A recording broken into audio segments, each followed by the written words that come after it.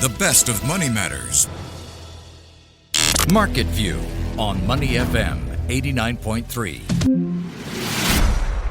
That's right, you're tuning in to Money FM 89.3. Time now for Market View with me, Chua Tian Tian, where we take you through how the Singapore stock market closed for the day, the biggest movers, sectors, and of course the companies to watch. But as always, a quick recap of some key movements for the day. Well, Singapore shares rose today to track regional gains seen in Asia. So the Straits Times Index went up by 0.46% to reach 3,922 points at about 2:36 p.m. Singapore time, and that is with a value turnover of some 921 million Sing dollars seen in the broader market. Now let's take you through the closing numbers. The STI ended further in the green, up 0.56% at 3,925 points. In terms of value turnover, we are looking at 1.5 billion Sing dollars. Now gainers outnumbered losers, 333 versus 170. Top advances for today we've got for you GMH USD, SGX and UOB. And top decliners we have for you TJ Tarrantang USD, Ocean Key and Centurion. Now, in terms of companies to watch, we have Sembcorp Industries, because Sembcorp Industries' wholly owned subsidiary, Sembcorp Financial Services, announced the issuance of 300 million Sing dollar notes under its 5 billion Sing dollar Euro medium-term note program established back in July 2023. Now, elsewhere from US President Donald Trump appearing to undermine years of US sanctions on Iran by giving China the green light to carry on buying its oil. So a deep dive into the Bank of Japan's latest summary of opinions, we've got more international headlines in focus. And joining me on the line today is Jeff Ng, Head of Asia Macro Strategy at SMBC. Jeff, welcome to the show. Hi, good evening. Thanks for having me. Great to have you. And Jeff, let's start with the Singapore stock market as usual. The Nasdaq 100 closed at a record high overnight, but how did the STI fare today? Any surprises when it comes down to the biggest movers? I think it looks like quite a positive performance for the STI with the 0.56% gain. And I think the advances seems to outweigh decliners by 2:1 generally. And I think we've seen quite a broad rally from sort of like financial sector or REITs or also I suppose some industrials as well. I think overall showing that some improved sentiments have helped to support the STI over today, even as I think the geopolitical risks continue to linger on. I see. And Jeff, if we could zoom in on some of the companies to watch for today, we've got Sembcorp Industries, because Sembcorp Financial Services announced the issuance of 300 million Sing dollars notes under its 5 billion Sing dollar Euro medium-term note program established back in 2023. I know you don't comment on individual firms, but generally speaking, what are the benefits of companies issuing bonds right now? Well, I think generally when we look into sort of like corporates issuing bonds, I think it's part and parcel of liquidity due to companies needing financing. I think that is why this has continued to help to support business plans or investment plans, expansion plans, or business as usual. I think right now, of course, when we look into the interest rate risks, they remain fairly high at this stage. Globally and also in Singapore as well, we've seen that there are some markets that have seen the sort of like policy rates as well as the yields staying relatively high and resilient. But for many, I think they have come off. For example, some of the shorter end Singapore interest rates have dipped quite a little. I think some of the movements may also be attributed to credit risk. Due to the fact that I think if there's some concerns about, like, let's say, repayment or geopolitical risk or other factors, I think that can trigger higher yields as well.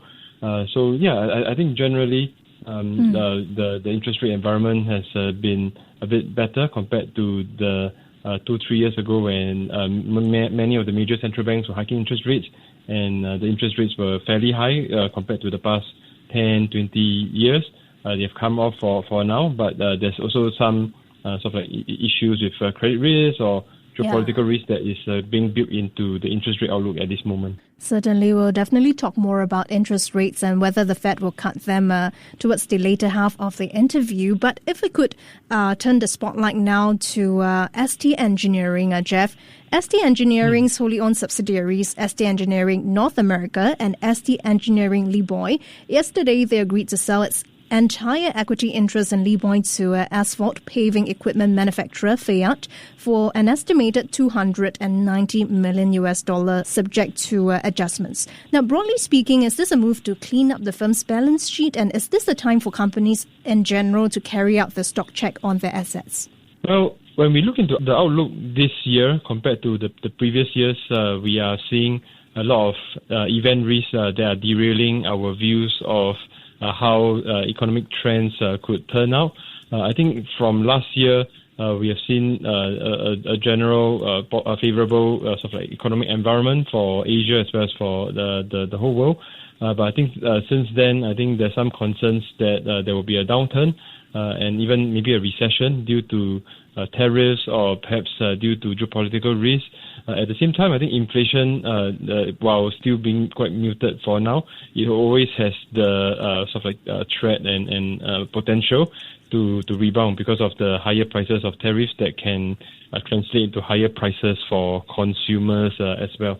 So we did a few scenario analysis over the past year or so due to the fact that there could be many scenarios that could happen over the course of the next 3 to 6 months even. For example, geopolitical risks and conflicts could flare up, or the US could hit a stagflation situation, and that may impact on other economies. So I think with a lot of potential scenarios that have various implications for FX and rates markets. For instance, if the whole world, including the US, is heading towards a recession, then we'll see interest rates as well as FX dip a lot. The dollar could weaken by a lot. But if we have a US stagflation scenario, the dollar may even see some periods of strengthening amid some higher yields as well. So I think all these mean that it's necessary to look into the current situation and prepare for some scenarios where things can change. I see. Now, if you're just tuning in, we're now in conversation with Jeff Ng, head of Asia Macro Strategy at SMBC. Well, Jeff, across the region, let's take a look at Japan because Bank of Japan policymakers, some of them had called for keeping interest rates steady for the time being due to uncertainty over the impact of U.S. tariffs on the Japan economy. Now, that is according to the summary of opinions at the bank's June policy meeting released today. Now, meanwhile, others in the 9-member board said inflation was moving at higher than expected levels. One said that the BOJ may need to raise interest rates decisively at some point, even if economic uncertainty remained high. What do you think then is next for the BOJ when it meets at the end of July? Seems like the matter has been sort of complicated by the global environment. And really, what's the outlook for the Japanese yen? Absolutely. I think when we look into the current situation, the base case could be that the Bank of Japan keeps the policy rates on hold at 0.5% in July. And I think once some of the near-term event risks dissipate, they could look towards hiking later this year. I think many of the points that you mentioned are valid. For example, inflation is relatively high. What we are seeing is that inflation is very elevated. Some indices are showing inflation above 3%, and I think that's supported by some food prices, including rice, which is a staple for the local economy and the local consumers. So, with inflation being high, that if the policy rates are too low, there's some risk that the inflation could still stay relatively high and cause expectations to be misaligned in the medium term. However, of course, we have the tariff, we have the geopolitical situation. So many of them can cause a downturn in the Japan economy. We have seen many episodes before over the past 3-4 decades where whenever there's some slight policy change in Japan, I'm thinking like the GST increases or the policy rate hikes, there could be volatility, there could be a slowdown in the Japanese economy, or there could even be a recession. So I think that's posing as a concern, being a fragile economy with a lot of considerations. And I think Japan is also still in the midst of negotiating the tariff rates with the US. The latest coming out from the G7 meeting is inconclusive. The leaders left without any concrete conclusions. I think the issues of, let's say, the agricultural sector as well as the auto sector, I think these are still very big issues that are very hard to, have conclusive alignments at this stage. So that could cause BOJ to overall, delay the rate hike further. I think the earliest could be in October or December, or maybe even later, depending on the situation, because we do not have full clarity of whether Trump will announce refresh tariff on the 9th of July, or it could be delayed further towards the end of the year. I see. Now, speaking of Trump, Jeff, some confusion over there because U.S. President Donald Trump, he appeared to undermine years of U.S. sanctions on Iran, giving its biggest customer, China, the green light to carry on buying its oil as he seeks to bolster the ceasefire between Iran and Israel. So amid the flurry of posts out on Truth Social demanding Israel and Iran to cease hostilities, Trump said, and I'm quoting here, quote, China can now continue to purchase oil from Iran, unquote. Now, some confusion among officials reportedly on how to interpret the post. What's your take on the matter, and how far has the news influenced oil prices today? I think before that, I would like to add on the yen view, because we think that the yen could still continue to rally because other central banks are looking to cut their policy rates, whereas Bank of Japan will hike further. So we think that the dollar yen could head towards 140 or the mid 130s over the coming year or so, maybe the next 12 months. Again, the Sing dollar, it could also hit towards a more stronger level at around 108.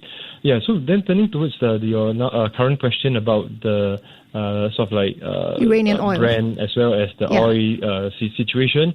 I think that's part of what we are seeing, right? There's a lot of flip-flops from the Trump administration, not just on the Iran issue, but also on tariff, on other aspects as well. So I think that's causing markets to be really unclear about how the situation may unfold. Right now, I think what we are seeing is that the Brent prices look quite subdued at this stage, because I think markets are pricing in that the worst of the event risk will not materialize. For example, the Strait of Hormuz will not be closed, so that will not pose some supply concerns eventually.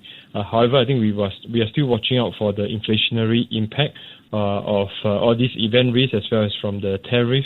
And based on our view at the Sumitomo Mitsui Banking Corporation, I think we still see that there could be some instances where the inflation impact could be greater than the growth impact. So I think we do not think that the sort of current situation is very clear, and companies may have to price in some higher price premiums going forward. I see. And finally, before we let you go, Jeff, Fed Chair Jerome Powel said in a closely watched testimony to Congress, I believe today he's also testifying before them, that the Fed may cut rates sooner than later if it turns out that inflation pressures do remain contained. Now, he did caveat that by saying that the central bank is not in a hurry to do so. So what's your take on his sort of more flexible tone on rates, and what implications would this then have on the greenback? I think now the Fed Chair Jerome Powell is considering whether to keep policy rates on hold for a few more months, because we do not know how the tariff situation will turn out. Because if the prices are transmitted and the U.S. consumers bear the brunt of the higher prices, then inflation will rebound. For us, when we do some projections, we see that, for example, the PC inflation can hit higher than 3+%, which is what the Fed is projecting from current levels of around 2.5% at this stage. So if that happens, then there's no need to then cut and then hike again, because that causes a lot of confusion. But of course, with inflation being quite muted now and some concerns of a slowdown and perhaps some pressure from the Trump administration as well to keep policy rates lower to support the economy, I think the central bank is in no good situation on what to make its next move. We think that perhaps there could be a chance for them to cut in September if everything goes well. Otherwise, it could be delayed. But if the rate cut or the decisions coming out from the U.S., including the U.S. administration, I think if it turns messy, in fact, we see risk premium being built into U.S. assets, which means that the U.S. yields could be quite high, and the dollar could weaken further because of diversification fears. So that could also mean like the sell dollar theme and also the sell U.S. assets theme may intensify. So I think for now, we are watching out for some moderate dollar weakness over the coming year, maybe about 4 or 5%. But there's some chance of more volatility, perhaps some periods of rebound or some periods of dollar weakness, especially if there's some haphazard move that come in from either the Fed or from the U.S. Trump administration. I see lots to watch indeed, and thanks so much for the insights as usual, Jeff. That was Jeff Ng, Head of Asia Macro Strategy at SMBC. Thank you so much for joining us on Money FM 89.3. Before acting on the information on Money FM, please consider if it's suitable for your own investment objectives, financial situation, and risk tolerance.